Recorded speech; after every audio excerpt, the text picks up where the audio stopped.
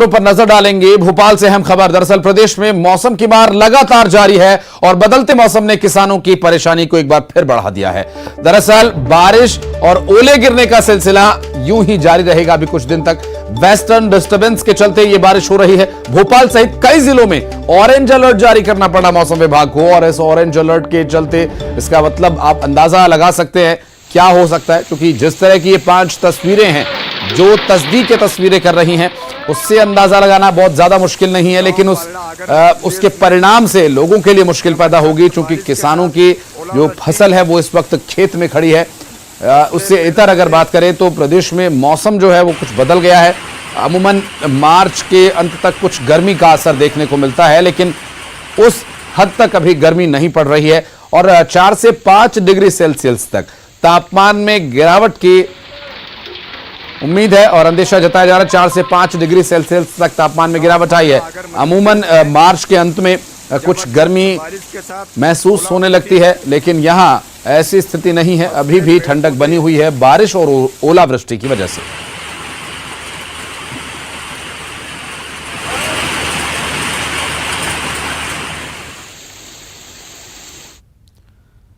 और बारिश और ओलावृष्टि से किसानों को काफी नुकसान हुआ है। तो दतिया में गृहमंत्री नरोत्तम मिश्रा ने बाइक की सवारी कर ओलावृष्टि से हुए नुकसान का जायजा लिया। दरअसल उर्दना में ओलावृष्टि से फसलों को हुए भारी नुकसान का जायजा लेने के लिए नरोत्तम मिश्रा पहुंचे और फसलों को हुए नुकसान का जायजा उन्होंने लिया। ग्रामीणों से मुलाकात की। दरअसल बाइक पर जाने के पीछे जो आशय था वो ये कि गांव की जो सड़कें हैं वो सकरी थी, गाड़ी या काफिला उनका वहां नहीं पहुंच पाता। इस वजह से उन्होंने बाइक पर सवारी कर खेतों का जायजा लिया, किसानों से बात की और उर्दना जाकर हर संभव मदद दिए जाने का भरोसा दिया। चिंता नहीं, जो हो गया हो गया।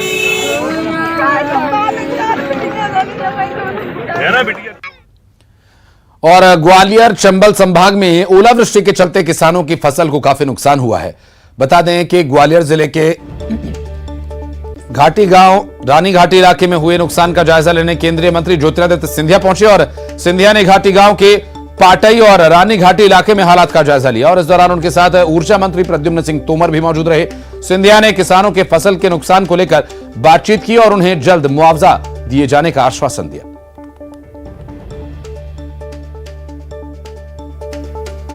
मुरैना जिले में कुछ गांव, ग्वालियर जिले में ये 14 गांव, अशोकनगर जिले में मुंगावली में करीब 15-16 गांव बुरी तरह से प्रभावित हुए हैं। पिछले साल का मुआवजा राशि ज्यादा करके सभी किसानों को मिल चुका था। मैंने इस बार भी प्रशासन को आदेश दिए हैं कि अगले 1-2 दिनों में सर्वेक्षण हो जाना चाहिए। और अब बात करेंगे, हमारे सहयोगी शैलेंद्र भदौरिया हमारे साथ इस वक्त मौजूद हैं। शैलेंद्र, ऑरेंज अलर्ट मौसम विभाग जारी कर रहा है तो मुसीबत आगे और बढ़ने वाली है किसानों के लिए, आम लोगों के लिए।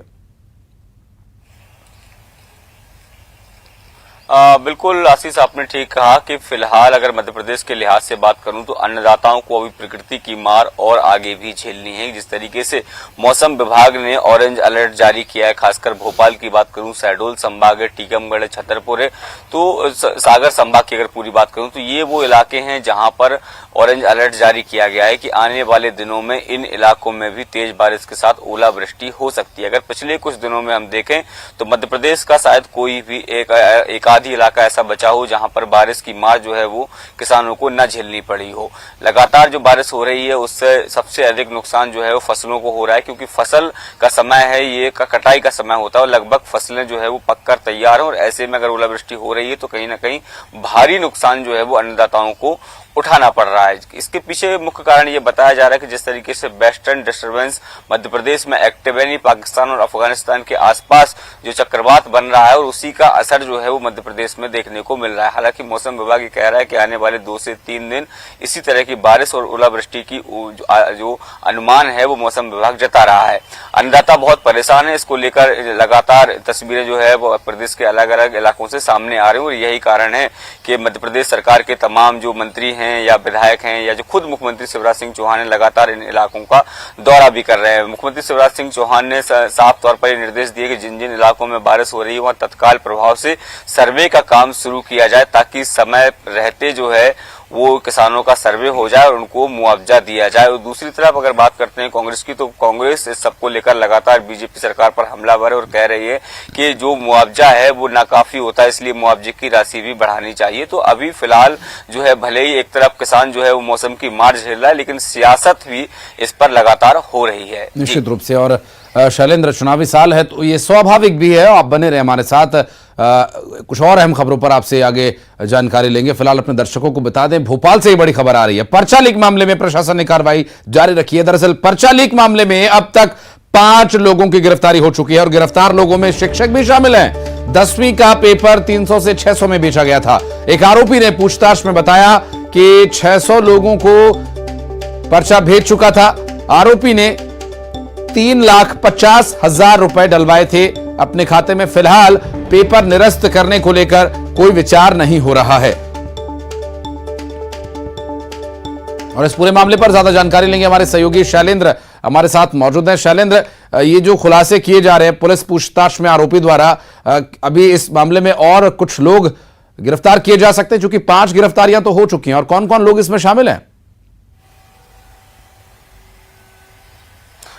देखिए आशीष, अभी ये जो गिरफ्तारियों का सिलसिला है वो फिलहाल थमेगा नहीं, क्योंकि आगे और भी गिरफ्तारियां होनी है। क्योंकि न केवल राजधानी भोपाल बल्कि जो दूर दराज के इलाके हैं, चाहे वह ग्वालियर चंबल संभाग की बात हो या फिर दूसरे अन्य इलाकों की बात हो, यहाँ से लगातार पर्चे लीक होने की जानकारियां जो है प्रशासन को मिली थी। और यही कारण है कि अलग अलग जिलों में जहां जहां से पर्चा लीक होने की जानकारी मिली थी, वह कलेक्टर की अध्यक्षता में कमेटियां भी बनाई गई थी। उन कमेटियों ने जो जांच रिपोर्ट सौंपी थी, उसी के आधार पर अब तक जो है 15 अधिकारी जो हैं वो सस्पेंड किए जा चुके हैं। ये वो लोग हैं जिनके ऊपर जिम्मेदारी थी कि परीक्षा को गोपनीय तरीके से संपन्न कराया जाए, लेकिन कहीं न कहीं उन्होंने गोपनीयता को भंग किया और इनके चलते ही इन पर निलंबन की कार्रवाई की गई है। अब तक जो लोग गिरफ्तार हुए हैं उसमें जो है आपको जानकर हैरानी हुई कि 4 तो शिक्षक है। हालांकि ये प्राइवेट स्कूल से जुड़े हुए शिक्षक है और इनके द्वारा ही जो कि चूंकि थाने में पेपर रखा जाता है और थाने से पेपर जो है परीक्षा केंद्र तक ले जाया जाता है, उसी दौरान इन्होंने जो पैकेट है वो खोलकर उसका फोटो खींचा और उसके बाद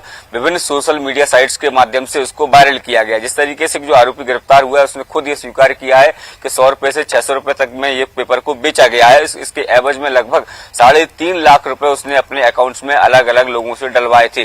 तो फिलहाल अभी जो इन्वेस्टिगेशन इस पूरे मामले को लेकर जारी है और जैसे जैसे जहां जहां से तार जुड़ते जा रहे हैं वहां गिरफ्तारियां भी हो रही हैं और FIRs भी लगातार हो रही हैं।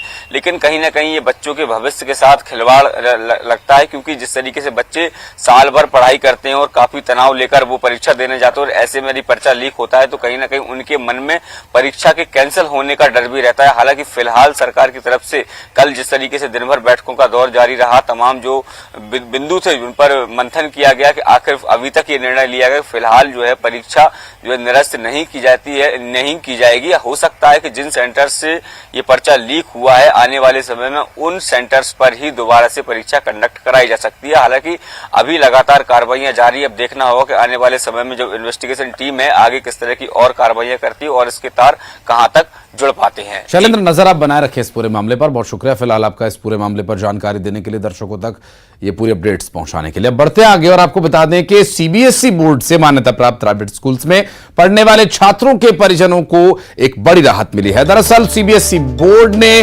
पुराने नियमों का हवाला देते हुए देश भर के सभी प्राइवेट स्कूल्स को 1 अप्रैल के पहले कक्षाएं न लगाने के निर्देश दिए हैं। गौरतलब है कि एडमिशन के सीजन में आपसी कंपटीशन के चलते मध्य प्रदेश में कई स्कूल्स 15 मार्च से ही नए सत्र की कक्षाएं शुरू कर चुके थे और ऐसा बीते सालों में हुआ। तो यहां ऐसा दोबारा ना हो इसके लिए 20 अप्रैल से कक्षाएं संचालित करने की तैयारी में कई स्कूल से परिजनों पर जल्द नया कोर्स, नई ड्रेस खरीदने का भी दबाव था और CBSE ने नियमों को स्पष्ट करते हुए ये निर्देश जारी किए।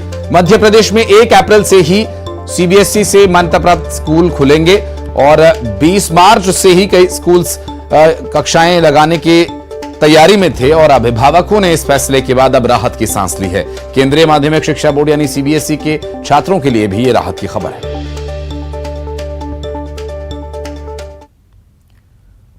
और बालाघाट से एक बड़ी खबर आपको बता दें। दरअसल ट्रेनी पायलट विमान हादसे में एक बड़ी अपडेट। हादसे में ट्रेनी पायलट और कैप्टन की मौत हो गई।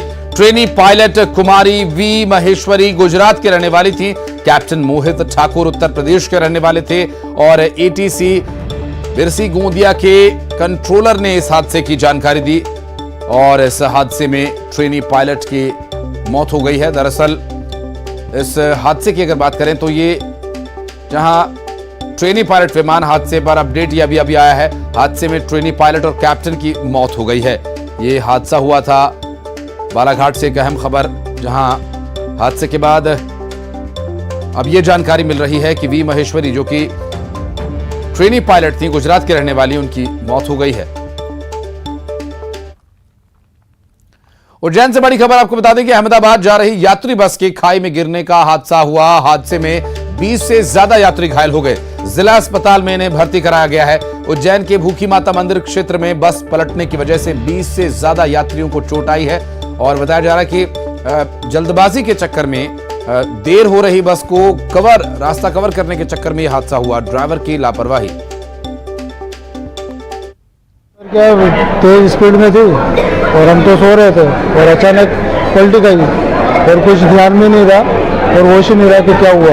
जब उठे तो मेरे भाई के पूरे फ्रैक्चर हो गया है। बच्ची को 2 गुड़िया है, उनको भी अभी ठीक है, बाकी छोटी गुड़िया को लगी है। हम लोग तो 4 हैं। हम उज्जैन से राजकोट जा रहे थे, फिर 10-20 किलोमीटर चली बस। क्या पूरी बस किसके साथ टकरा गई कि वो पता नहीं, लेकिन वो 3-4 पलटी मार गई। भूखी माता के पास एक बस टर्न हो गई है, तो जिसमें कुछ लोग घायल हुए हैं। तो जो घायल हुए हैं उनको उपचार के लिए करीब 20 से 22 लोग अभी उपचार के लिए यहाँ पर CH हॉस्पिटल में आए हुए हैं। पुलिस ने तत्काल मौके पर पहुँच गई थी, उसके हॉस्पिटल से एम्बुलेंस में आए थे।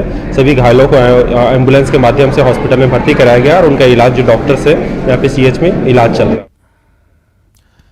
और सागर में पुलिस ने अनोखी पहल की। यहां थाने में महिला पुलिसकर्मी की गोद भराई की रस्म निभाई गई, जिसमें थाने का स्टाफ और परिवार बनकर उनके साथ गोद भराई करता नजर आया। दिखाई आपको तस्वीर।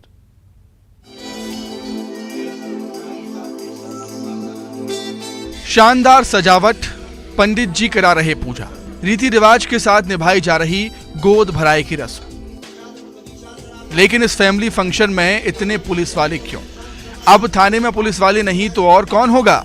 गोद भराई की रस्म थाने में ही निभाई जा रही है। ये तस्वीरें हैं सागर की।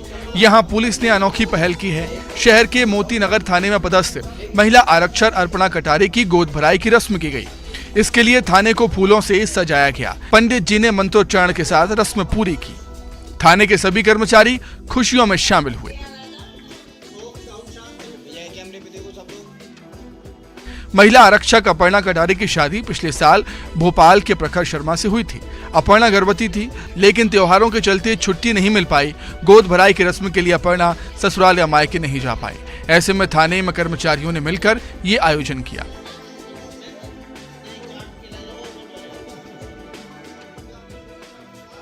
क्या आखिरी टाइम चल रहा था तो वैसे छुट्टी पे जा नहीं पाए थे। त्योहार का टाइम था तो छुट्टी पॉसिबल नहीं हो पा रही थी। तो थाने वालों ने सबके सहयोग से और सबके लोगों के थाने वालों के सबके समय एवं सहयोग से ये प्रोग्राम डिसाइड हुआ। उधर पे गोद भराई का कार्यक्रम संपन्न हुआ है। कैसा लगा आपको? क्या ये बहुत अच्छा लगा है। मतलब ये ना परिवार की कमी पूरा जैसा लग रहा है और आगे भी अगर ऐसा होता रहे तो ये पुलिस डिपार्टमेंट में कभी हम लोग को परिवार की कमी ऐसी महसूस ना होगी।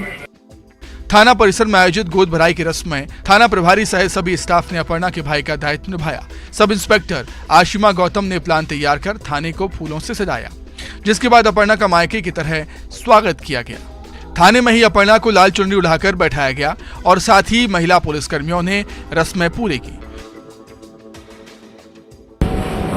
थाने में हमारे यहाँ एक महिला आरक्षक है अपर्णा कटारे, जिनकी गोद भराई की रस्म आज महिला स्टाफ द्वारा आयोजित की गई थी। इसमें विशेष रूप से हमारे यहाँ महिला सब इंस्पेक्टर हैं आशिमा गौतम मैडम, जिन्होंने इस चीज़ का इनिशिएटिव लिया और एक परिवार के रूप में इस रस्म को अदा किया है। यहाँ पर परिवार से दूर रह रही अपर्णा अपनी ड्यूटी निभा रही हैं। गोद भराई जैसे रस्म के लिए भी अपनी घर नहीं जा पाई थी। ऐसे में थाने के स्टाफ ने ही पहल करते हुए परिवार का फर्ज निभाया है। Bureau report, news 18 Madhya Pradesh Chhattisgarh. और यार एक छोटे से ब्रेक के लिए खबरों का सिलसिला आगे भी जारी रहेगा।